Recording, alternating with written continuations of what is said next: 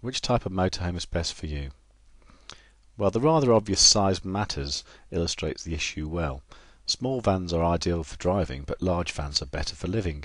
This is typical of the whole motorhome scene, where the compromise is a factor that keeps cropping up again and again. A lot can be achieved in smaller vehicles by clever design and to make each fitting perform more than one task, like the dining area that turns into a bed. In contrast, a larger van can offer a full-size shower, separate toilet compartment and a fixed bed, and enough beds for a family too. The real point here is that it's up to you to decide. We're all different, and our holiday styles, parking spaces and budgets are all different too, so you pays your money and you takes your choice. First of all, here's a high-top motorhome. A high-top motorhome is basically a panel van or delivery van conversion with a special high-fix roof.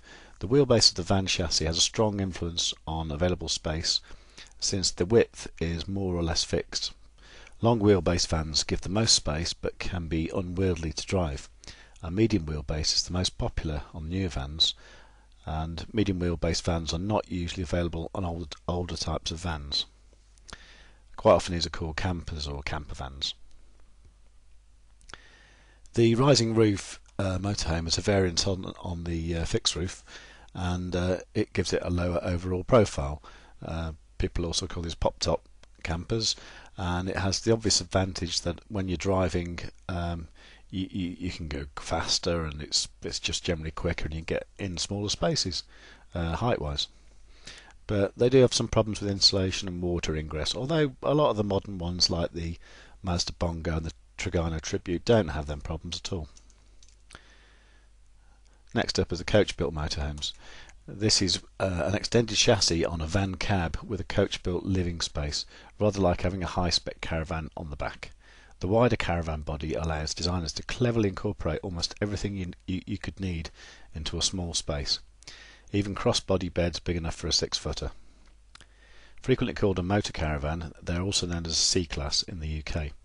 Many have overcab beds in the Luton area, but there are also low-profile versions of these motor caravans without the Luton overcab bed, and sometimes with a lower roofline.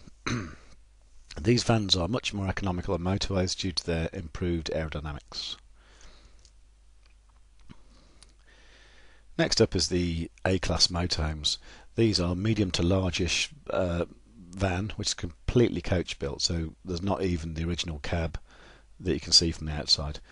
Potentially they're the best design, since almost everything is based on the needs of motor caravanners, but they're usually rather expensive and historically not that popular in the UK, although this is changing. These days they're about 2.2 metres wide like the C-Class Coachbuilts, and often have a transverse drop-down double bed stored in the roof over the cab seats, which gives much more headroom than a Luton bed in the C-Class.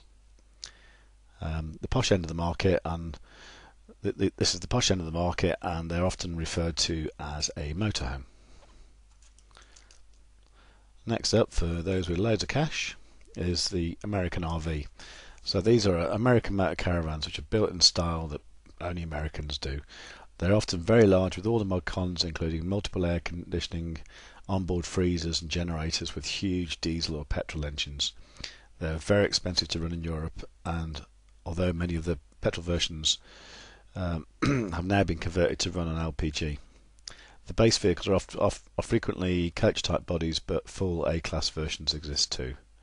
If you want to know more information about motorhomes and hiring motorhomes and different kinds of motorhomes, go to motorhomesdirect.co.uk. Alternatively, you can call on 0800 612 8719 if you wish to hire a motorhome, or if you're interested in buying a motorhome to put into a motorhome hire business, which is a great scheme, and I strongly suggest you look at it. Okay, thanks for watching. Bye.